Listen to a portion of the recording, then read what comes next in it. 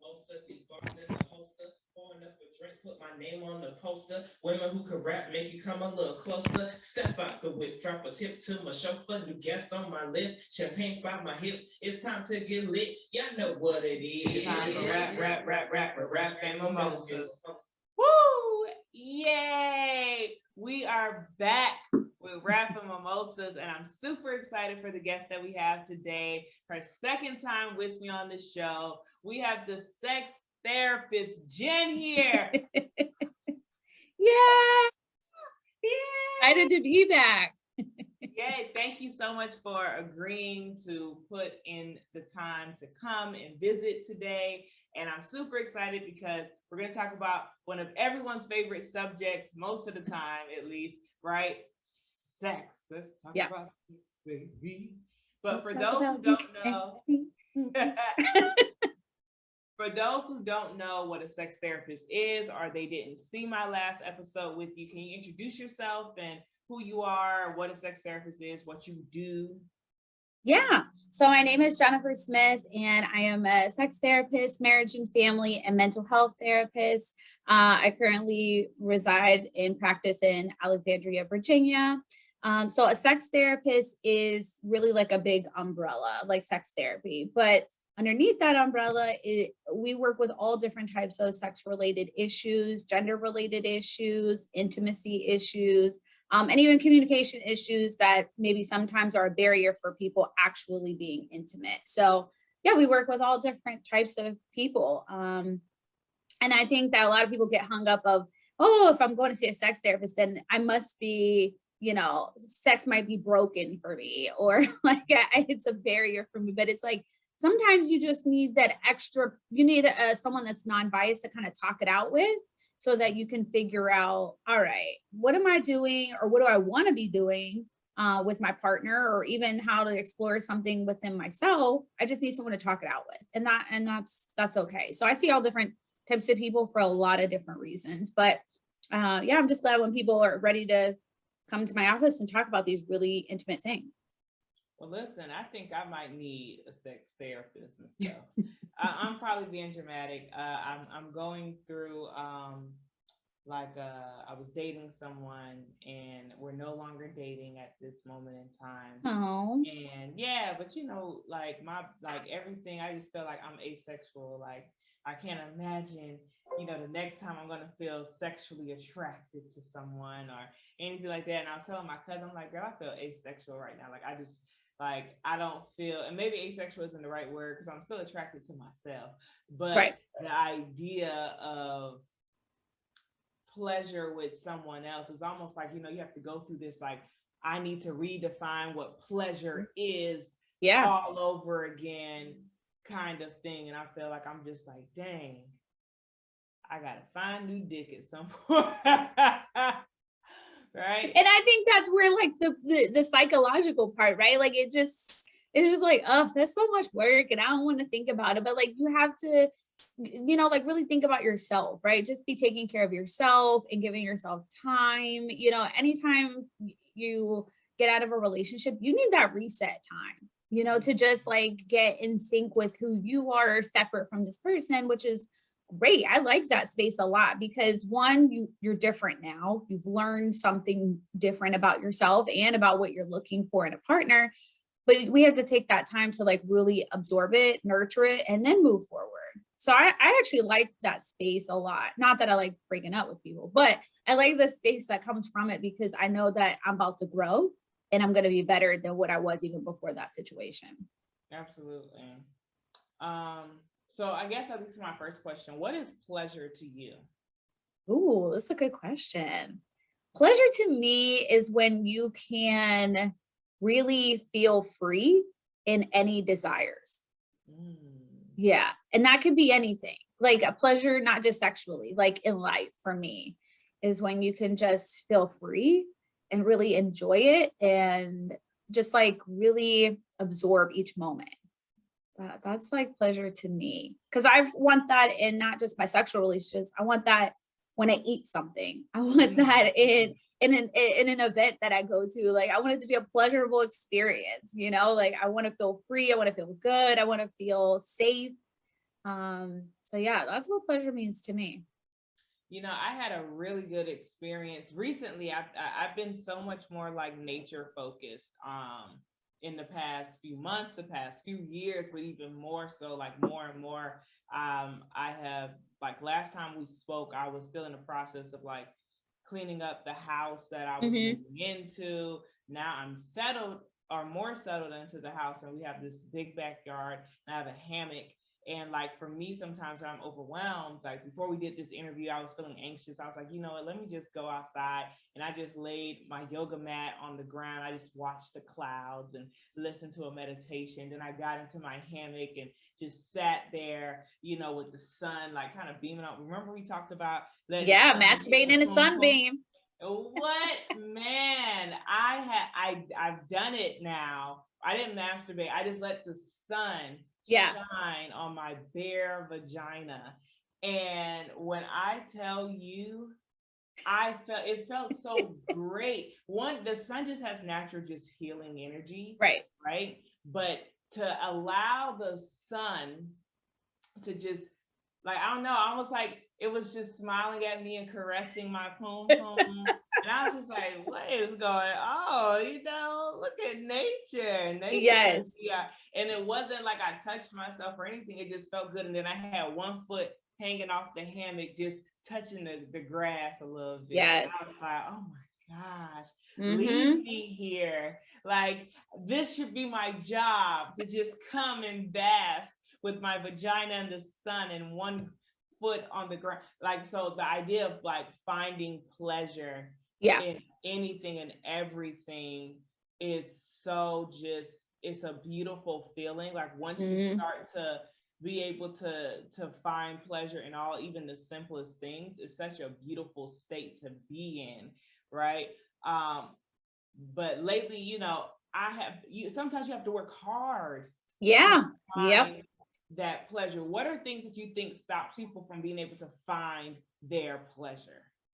Well, that's a good question. I want to go back to what you said for a second because I think like we don't give enough acknowledgement to senses and how Mm-hmm. much our senses play a part in our pleasure points, or even like in our arousal.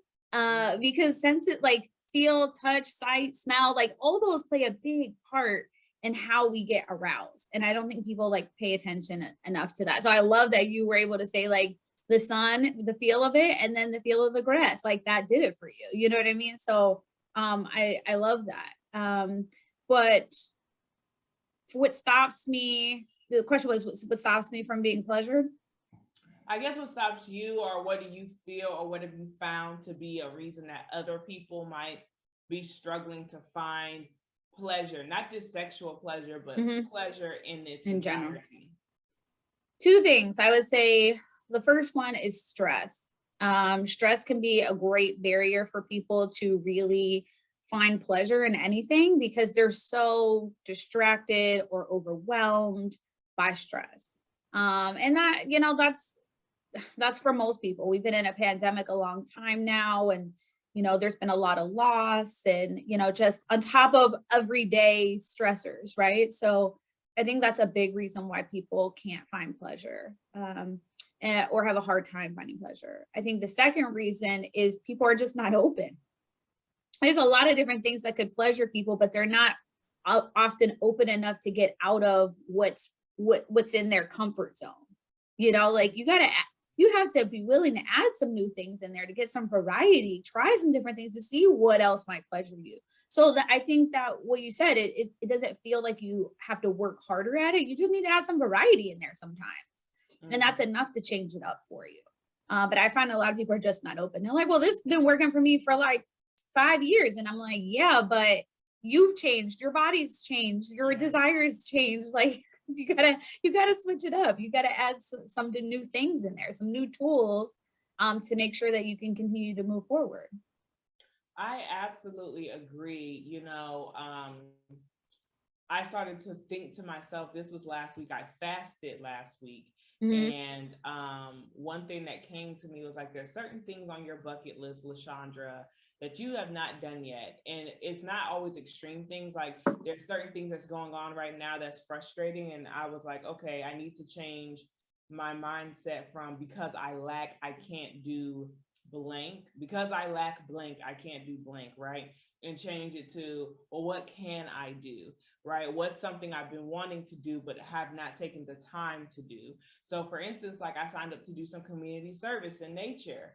And just signing up for it, I experienced like this excitement. I was like, oh man, yeah, about to go spend 2 hours at the farm, you know. And granted, I'm going to be like moving furniture, but it's this idea of being surrounded by something that I enjoy and knowing that I'm still giving back that gives me a certain amount of pleasure. And I haven't done community service in like a year or two. So it's like, yeah, look at me. That feels good to feel of service, right, to other individuals and finding pleasure in that.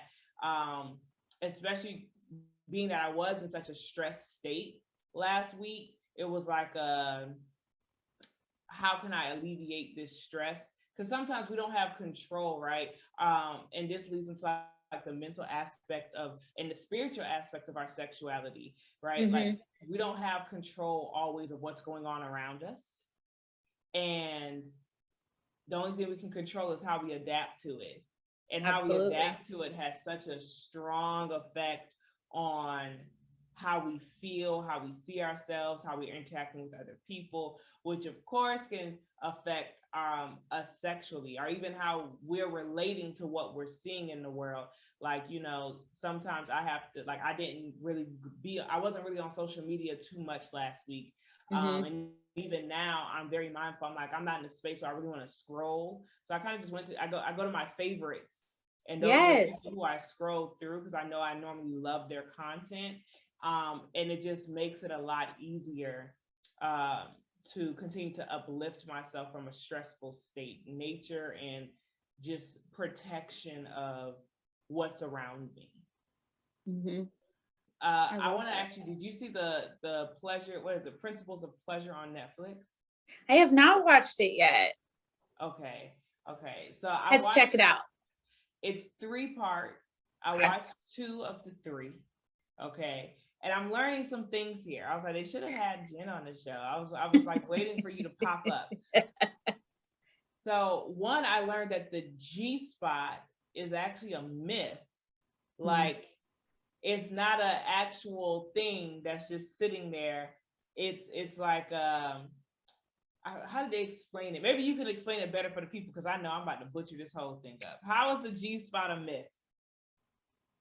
Well, I haven't seen it, so I don't know how why they say it's a myth, or maybe because it's not like an actual physical part of the vagina. Like it's not like when you see the vagina labeled, the G spot's not on there. Yes, and it was talking about like this idea of like, you know, everyone thinks the G spot is supposed to be like right there, but it's like, you know, right at the roof or whatever it is, wherever they say it is. But it's just like, in actuality, the G spot can be still slightly different. Like the idea of the G spot is like, okay, but the physical aspect of the G spot does not actually exist. And why is considered to be a G spot? Because it's also like technically still underneath the nerve endings of like the clitoris or near the, so it's like this idea of like, I was like, wait a minute, I thought every woman had that spot right at the center, and I find out that that's not true. Which is so interesting because, I mean, we talk about so many other body parts that are different for everybody, right? Like no boobs are the same, right? And so it's like, so why did we think that everybody's G-spot was in the same spot? Like, you know, it's like, and it's like, once somebody starts talking about something and they like really have conviction in it, that's what people take and run with, of like, oh yeah, we all do. And, you know, or maybe you had a partner that was able to pleasure you in that same spot. And you're like, yes, this has to be the G spot because he found it or she found it and it was great, you know, but it's different for everybody. And there's many spots on your body that you can have orgasms. People think you can only have like vaginal orgasms, but there's many different orgasms that you can have. You can have nipple orgasms, you can have oral orgasms, you can have anal I mean, there's lots of different ones. You can have them without even having sex. So people just like don't know that because they only choose to be listening to like this one narrative, you know. One thing they brought up, because the principles of pleasure is focused on women, right, and their idea of pleasure and like what pleasure is for them, and like all the misconceptions of women when it comes to their bodies and when it comes to pleasure. So they go through these various interviews of women, first asking them, do they even know how to label their body, right?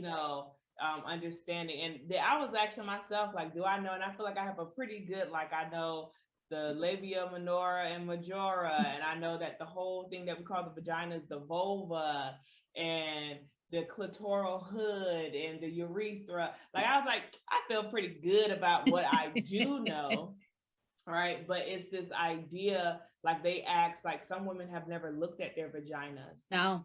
And I remember having this discussion with some teenagers, because I started looking at mine, but not until like college. Right. And that was because it was just like, I need to know what it looked like in case something ever looked wrong. I can say, hey, that's not, you don't belong there. Right. Why do you think it is that so many women, like one woman in particular was just like, I've never looked at it. She was like her 60s, 50s, whatever age range. She's like, I never looked at it. She says, maybe I will one day, but right. Why do you think it is that so many women still have never looked at their vaginas? I think like a few different things. I find that generationally that just wasn't talked about or even like praised to do. Like even now, our generation, if we told our mothers that we were looking at our vaginas, they'd be like, girl, what's wrong with you? Why are you doing that? Like it's the generational narrative of like if somebody didn't praise them, or even body acceptance. You know what I mean? Like it was, I mean, look at even how far we've come with sex, right? Because women were always taught like your body is there to procreate. Like that's what your vagina is there for, and to pleasure your partner, like your husband. And now we've changed that narrative so much, but I think like generationally that just wasn't something people like encouraged you to do. So that's one aspect of it. I think another aspect of it is most people, when you talk about vaginas, people are not saying that it's beautiful or that it's pretty. Like that's people don't reference to that. A lot of women think it's ugly. Well, that's what a lot of women feel like it's ugly. They don't like to look at it because they don't understand why the labia looks like that, or maybe how it's changed over age, or it's changed after you had babies. Like, so there's not like a whole lot of connection. I find a lot women are not very connected to their vaginas, which I think relates to why they're not having orgasms, but that's a different episode. That's important though. It is important, but I think like, again, it's just the disconnection from it. Women just don't think it's not, they don't think it's pretty or beautiful, but I think it's absolutely beautiful because of how much power it has, like that whole thing, whether you choose to have kids or not, you could have a baby. We could, like, that vagina does that. You know what I mean? Like, I think it's so powerful. And I think we just have to learn how to embrace it more so that we can look at it and really acknowledge it and for its strength, but also just allow others to feel encouraged to look at it. I think those conversations aren't really had amongst girlfriend groups either. Like when you're in college, I think those conversations are more natural to have, of like, hey girl, like I looked at my vagina, like, have you ever done that? Like, I think those conversations are like more normalized in that setting. But like if you're in high school, girls feel too ashamed to talk about it, and then like as an older woman, like and like I'd say maybe like between 35 and like 50, like people go back to not talking about it again because now it's too personal, right? But it's like, so where are you going to get that encouragement? Who taught us shame when it comes to our bodies and our vaginas? Like, I'm trying to like even go back to this idea of like, who taught us that the vagina was ugly? Like, I think the penis is beautiful, right? I think it's a beautiful specimen, but I think it's beautiful because I'm sexually attracted to it, right? Yeah. I don't think every penis is that, but right, but I think it's beautiful because I'm sexually attracted to it. At the same time, it's like, if I take the sexual attraction away, I'm like, that's that's an odd looking, you know, thing to have created, especially like, you know, the way it naturally comes, it's foreskin, it goes up, right? It's not, but the idea is outside of the shame of size, you don't really hear men shamed about their penis. The only thing you hear is if it's considered big, small, whatever, right? That's a shame. But the idea of it being beautiful and then that being associated with how they feel about their penis. Because there's some men out there who are like, they're small or not, they confident with it, but it's so many women who are just so beautiful, but they carry so much shame in their bodies. How do you think that relates to us, like being able to achieve pleasure, not just in the sexual sense, but just enjoying ourselves as people? Yeah, I think, you know, social media right now plays a big part of shame in the body, you know, all the comparisons, all the different influencers, you know, all the Insta models like that have had surgery. Right. And so it creates this false narrative of if I don't look like this, then I don't matter, right? Like my body doesn't matter, you know, because you look at all those women and they have blue check marks, they're getting paid ads, they may have like, you know, like very famous partners and things like that. So you feel like, well, if my body doesn't look like that, then I'm not going to be able to achieve those things. And so like it does put a lot of shame in your body, you know, but I also find, because I've worked with eating disorders in women for a long time now, and a lot of the shame comes from within your own family. Body shaming, you know, a lot of different comments made at family get-togethers, or you know, I've dealt with this personally, so it really and it's funny because I didn't think about where body shame comes from like until I started working with other people that had the disorder, and I was like, wow, I get body shamed a lot at home, you know, like when I'm with my family, because I used to be at a much smaller size. And now, you know, my body looks different. And so like when I go home and it's like, oh, like Jen's not as skinny as she used to be, or oh, you can't wear that anymore because you're not this size, or do you need that extra piece of cake? You know, and I'm like, whoa, like now I'm so aware of it, I can redirect it. But a lot of that happens in families all collectively, right? Like you just hear those kind of comments, you know, even like aunties pulling at your pants or your clothes, and they're like, oh, like this looks a little tight, you know. Like I find like body shaming comes a lot from just within your family or culturally, you know, depending on if you're, you know, like if you're Haitian, you're Black, Asian, like a lot of times in the cultural aspect, size or weight is definitely commented on. I can agree with that. I can definitely agree that a lot of stuff starts at home with family, even being too skinny, right? You know, oh, you're so skinny, I need to feed you a cheeseburger. And it's just like, dang, I need a cheese.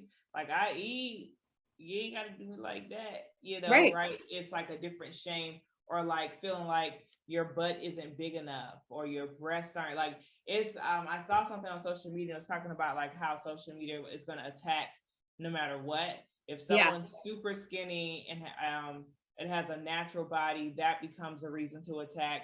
If someone is too fake in their body, that becomes a reason to attack. If someone, you know, seems to have a great body, but you find that one moment where you see cellulite, that becomes a reason to attack on all these women's bodies. And it's just like, damn, like the women can't just be, right? Or people can't just be themselves.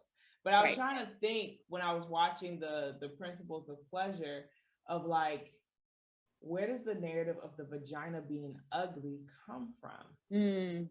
Like I don't understand.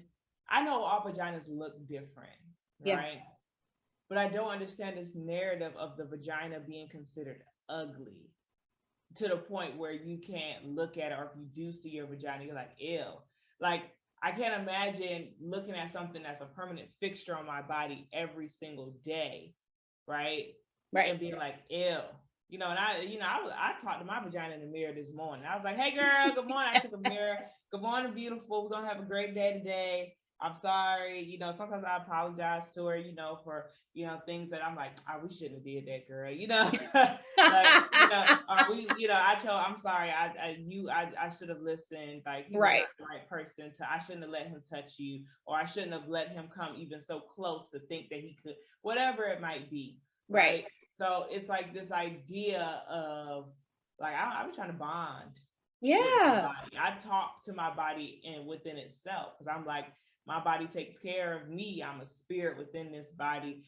But it's like, how can people from your perspective get past the, I say the mental block, or at least Hmm. it seems like it's a mental block. How can people, and this could be for men and women, start to feel oneness with their bodies, especially if it's a body that they do associate with? Because I know we do have people who, like, you know, they decide that they would like to transition, but if they like, I like being the gender I am, or I'm Yeah. now transition to the gender I want to be, how can they start to build that mental oneness with it? Yeah. I think it's important for people to at least find one thing they can appreciate about what it's doing for them. You know, a lot of that is something I've had to work with clients over the years, is like, just find one thing that you like about it, you know? Because they can usually find one, and then we can build on that, you know, and it might just be what it can do for you, you know? Um, and I go back to like the function of genitals when I've worked with clients in the past. So I'm like, okay, you may not like the way that it looks, right? But let's talk about the function of it. It allows you to go to the bathroom. There are people in this world that have very difficult times going to the bathroom because of injuries or conditions and things like that. You have full function of yours, right? Like, let's even just like be appreciative of that, or if they've had a baby, like finding appreciation that it brought life into this world. Like, that's something I love about it, and even for men, it's something that, the penis is something that's praised a lot. So there's lots of different ways we can talk about how, what it does.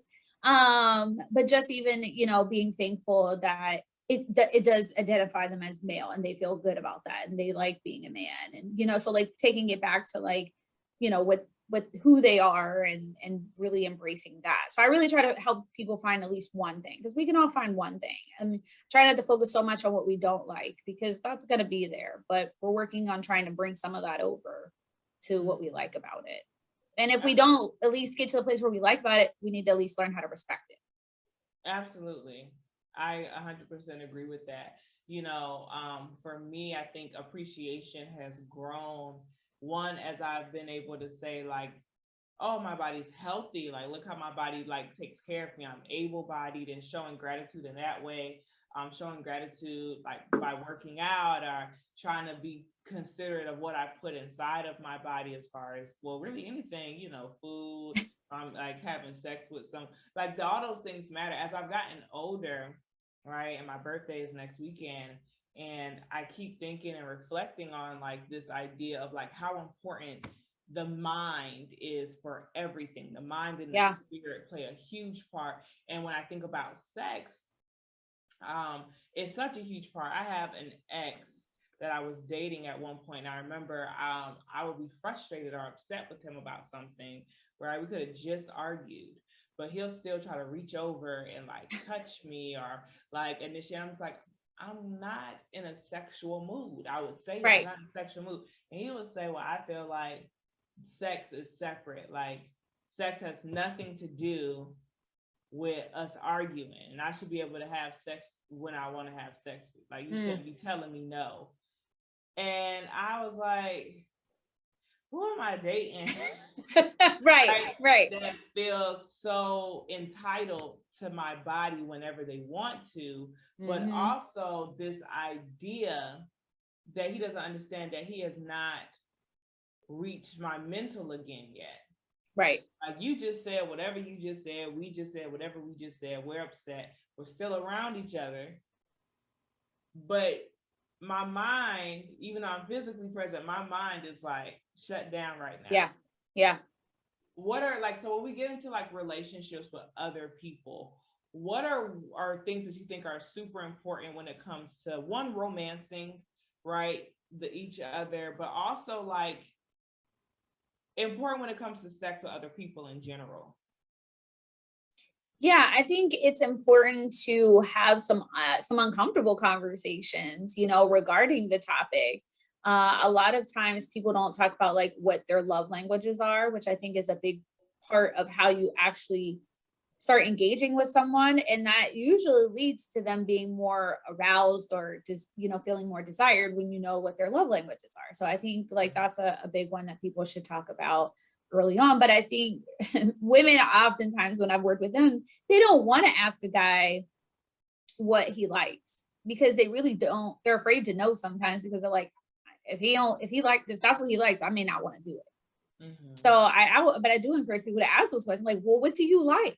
Like, what turns you on? What do you like to do sexually? Do you like to be the only one making initiation? Do you like mutual initiation? Like, you have to ask those questions, and you can have a dialogue about it. It doesn't have to, just because that's what that person says doesn't mean that's what you have to do. But it's just starting the conversation, and you need to be able to identify what you like and what you don't like, and be open to having those conversations. I always encourage people to ask, what are your hard no's? What are things that you definitely don't like, you wouldn't want me to do? Because those things are important too, because you don't know what someone else's past, what's happened in their past. You don't know what might be a trauma response for them. So it's important, I think, for people to ask, what are your hard no's, and not push the limits on that. If that's what they say is a hard no, then you take it right there. And then I think people who feel a little bit more comfortable, you could ask about, do you have any sexual traumas? Or if you have one, being honest about that from the start with somebody, because you can't assume that they're going to know. You're going to have to give them a little bit more of a context of what's happened to you and why you may not want to do something, or you may not be willing to do something like that at this point. So I think that is really important information for people to share, because people come with a lot of sex history, and you may not want to hear it all, but it's important if you really want to engage and be like a good partner, but also like a good lover to that partner. You want to know everything it is that you can do to pleasure them. And if certain things from their past is going to stop that, then you want to be aware of that. I agree. What can you say to people who like may have like trouble putting boundaries up, especially sexual boundaries? Like, how can people enforce those things? You have to really be thinking about yourself and putting your needs, like making your needs a priority. Like, boundaries are there to keep you safe. And if you can't reinforce them, or that partner is not respecting them, then you're not safe. And so you have to go back and reprioritize, like, what is this dynamic, and is it salvageable? If this person's not listening to me about my boundaries, then like, is this the right fit for me? Do I need to be in this relationship, or do I need to be in this sexual relationship? But you need to be thinking about your needs and the reason why you're setting those boundaries. And if that person can't respect them, this might not be the person for you. That's hard. That's hard though. Because, sometimes you start to date someone and you've made the decision that this person is your person.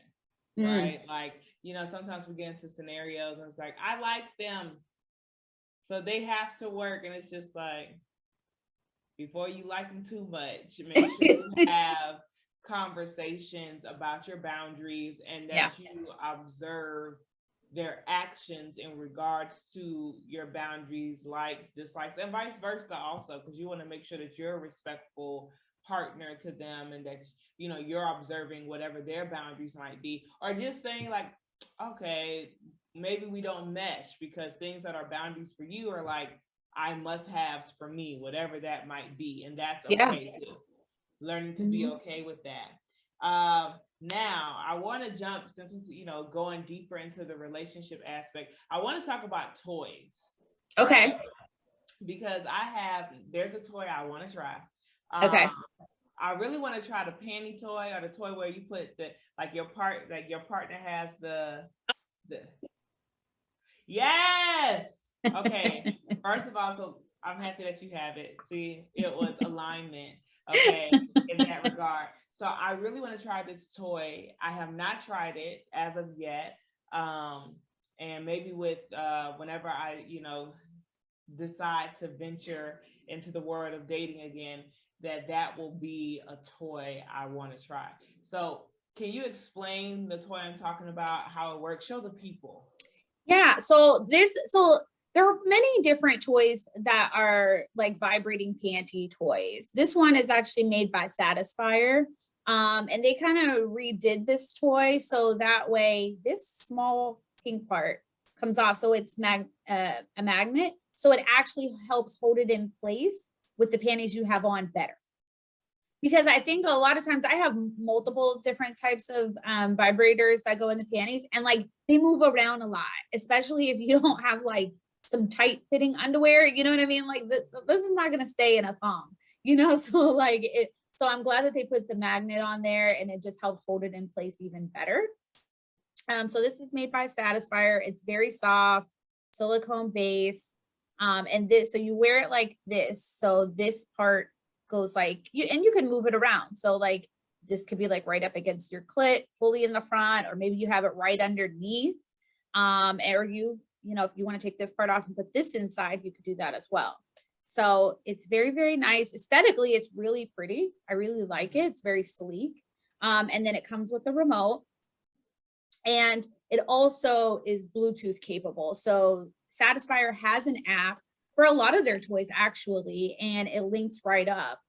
So you can wear this out on a date or even in the house. Sometimes I think this toy is one of the ones I recommend the most for couples that are both working from home, because it's a fun time if you're in one room and your partner's in the other room working. Yeah. And so you can hook this up to the Bluetooth, and actually on the app, they actually have multiple controls. So you can change the vibration patterns, you can change the speed, you can put your own, you can put like your own together. Like you can put your own pattern together for how you want to use it. What else do they have? It's speed, vibration. They have like the patterns, the pulse pattern changes too, which is pretty awesome. So it's a fun time. And then also through the Satisfier app, other people post their own like their like their own patterns that they've made. So you can use somebody else's pattern on yourself if you want to. Come on, Satisfier. Really thought about it. They really trying to make this like a real full functioning toy. So like maybe if you are single, right? Like until you have a partner, you can get this and still be able to get off by using somebody else's pattern or something. So this is really, really fun toy. And I just love the new design, and it just snaps right on there. And then underneath here is where you charge it as well. There's two like little beads there, and you just have a little charger that's magnetic that sticks on. Now listen, I might actually do this because I've been saying I'm gonna, like, I have certain self-love dates or whatever that I plan to go on, but this might be like really cool to do or try, just in the context of like maybe when I take myself on a self-love date, you know, I try to pattern and get my giggles on at how kinky I'm being by myself, while someone's, you know, over there enjoying their salad or something. I'm over here, you know, not tossing my salad, but right. Close. But it's good practice for when you do have a partner, right? Because you can be like, let me show you which ones really do it for me, you know, or let me, these are the ones I've used. Let me see what you can come up with. You know, I really do love toys like this because it makes it really interactive and fun, and it just changes the energy up, right? Because toys like this really start foreplay, you know, and I think like a lot of people don't spend a lot of time on foreplay anymore, but something like this, wearing this while you're already out or wearing this in the house already, like it's something new, it's different, it's unpredictable because you don't really know what your partner is going to do or change the speed or things like that. So I like that this provides a little bit more elongated foreplay leading up to sex. For people who may not want to, like, what are some other like starter toys? So if someone is brand new into the toy game, what are some good toys to start with? I would say a bullet is good, is always a good starter toy because it's like this long. You know, they're that small around, and you can use that when you're masturbating. You can just put it on your clit, you could put it inside. If you want to you know, use it as a butt plug, you could while you're masturbating from the front. So like there's lots of different ways to use it. If you want to use it with a partner, you could still hold it on your clit, or if your partner could hold it on your clit while you're having sex, or while you're receiving head, you could have it on your clit. Like there's lots of different ways that you can use it. And even if you're performing oral on a male partner, you can hold them up to the side of your mouth, and then it's like a vibrator. Your mouth is like a vibrator on their penis. So I remember that trick from last time. like that, like a bullet, you can use in a lot of different ways. And it's a very small, discreet. You can keep it in your purse. You can keep it, in your bed, beside your bed, and people would never know what it really was. So I think those are always good starter toys. I'm like anything else I have probably like more advanced, but I think that's always a good starter toy because you can use it solo or use it with a partner. So. Okay. And then one of my last questions for you is, if people are thinking about getting a sex therapist, what are just some things that they should do as far as research? What are reasons people even go to a sex therapist, and how can they contact you? Yeah. So if you're looking for yeah. So if you think you need a sex therapist, then it's always good to just research one. So you can go on Psychology Today and find them. You can go on ASEX website to go on to. That's where they have like certified sex therapists on there, and you can find one in your area. But sex therapists are very, like I said, it's broad. Everybody has different specialties, so you can look at their profiles and find what their specialties are. But most of us talk about sex-related intimacy issues, and that's whether you're with a partner or not. So and that's okay. Being in a relationship is not required. But if you even just communication issues around intimacy, you can come in and talk about that. I've seen so many different types of people come in for all different types of things over the years. So, but if you definitely have some things that are, sex related, gender related, or sexuality related, feel free to look one up. Okay. And how can they look you up before we get into that? Yeah, they can follow me on Instagram at Sex Therapist Jen, or you can on LinkedIn, on Psychology Today. I'm Jennifer Smith with one N, or you can find me at psychyourmind.com. At psychyourmind.com. All right, you all. So I want to thank you for your time, but before you go, we got to put on a show. Yes. Okay. Oh, I thought we were going to talk about Exotica. Oh, no, we can talk about it. So, okay. And this snippet is still going to be in here somewhere, but Exotica, right, is what is that? It's like I don't want to call it a sex conference, but it's a kind of like a sex education convention.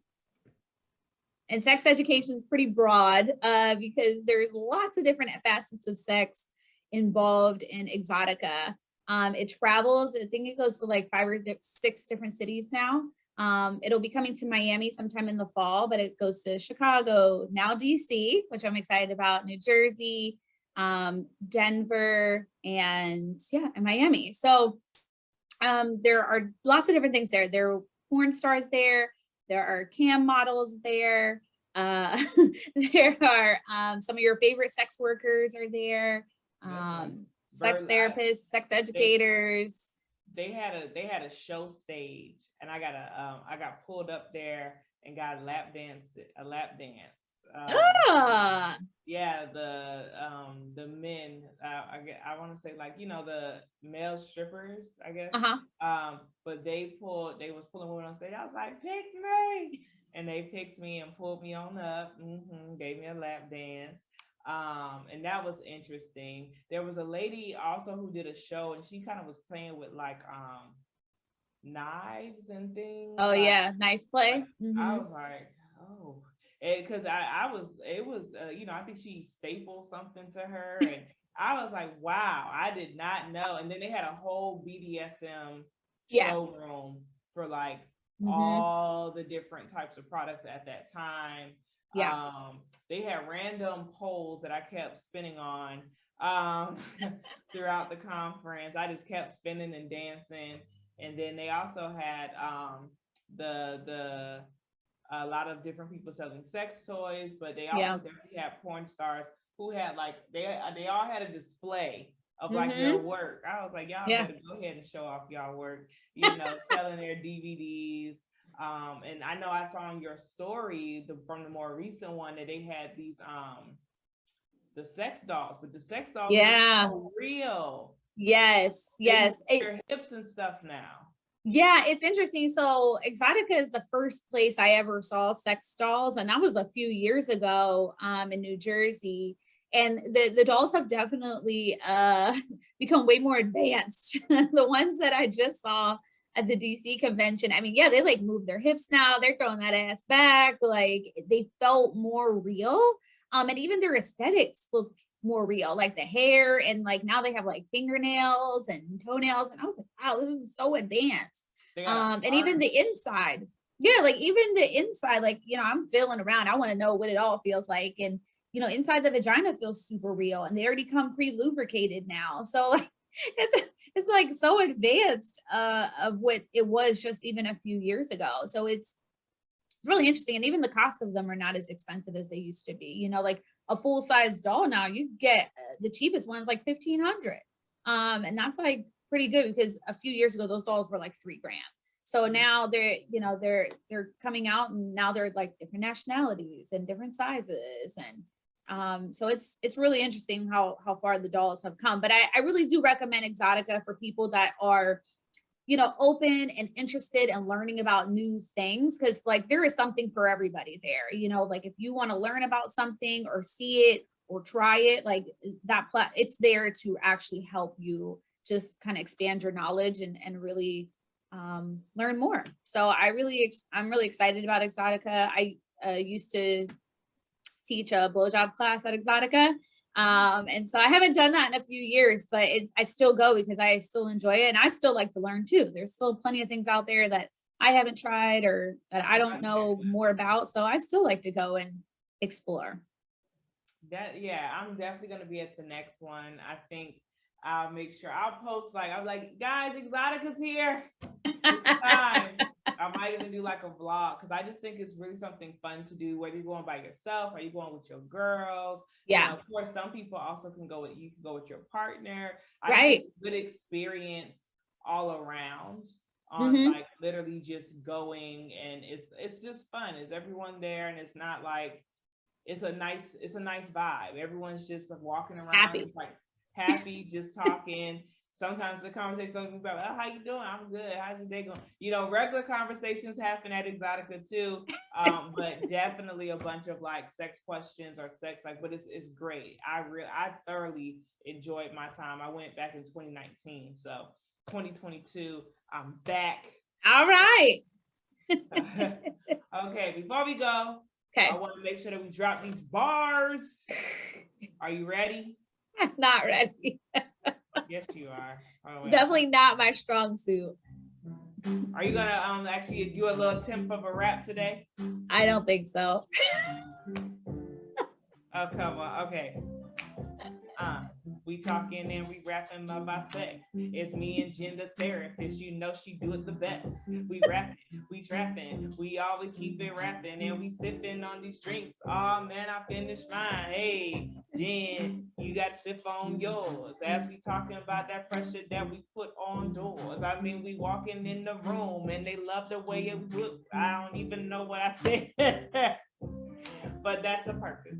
And it's fun. Yeah, LaShondra. I'm the one, and I'm feeling, and I'm stealing, and I'm feeling on my vibe, and I like it. And my breasts, they really psychic, and they feel the vibe when they walk in the room. I mean, your girl doing good. I'm on the Zoom, and then we pre-record the show. Yeah, we feeling good. Jilla Show.